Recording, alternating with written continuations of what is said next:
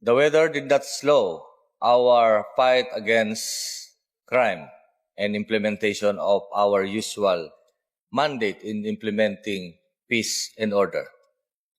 In Kalinga, our joint operations with PIDEA destroyed about 750,000 marijuana plants valued at 150 million pesos, among others of our accomplishment on anti-illegal drugs operations.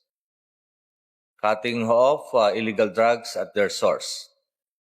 In Mindanao, at one place, units seized more than 37 million pesos worth of alleged or illegal or smuggled cigarettes. Beyond our anti-crime and anti-smuggling efforts, our pursuit of wanted persons remain relentless.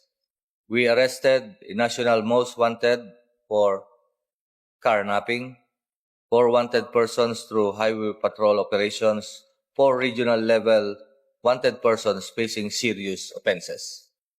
These relentless efforts extended beyond our borders as our international law enforcement efforts also delivered results.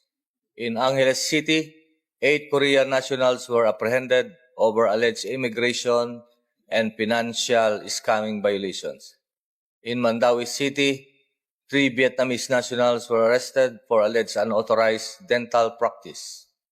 In Cavite, a Korean fugitive under an Interpol red notice was apprehended over on illegal cyber gambling case. Mga kapwa ko lingkod ng bayan, hindi nasusukat ang serbisyo sa kondisyon ng panahon.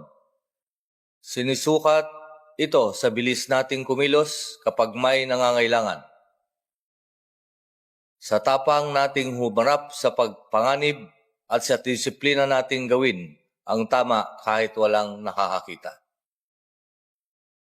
Let us carry that standard not only this week, but for the rest of our service. Be responsive, be present, and be decisive. Let every action protect our communities and strengthen public trust. That is the meaning of Bagong PNP para sa Bagong Pilipinas.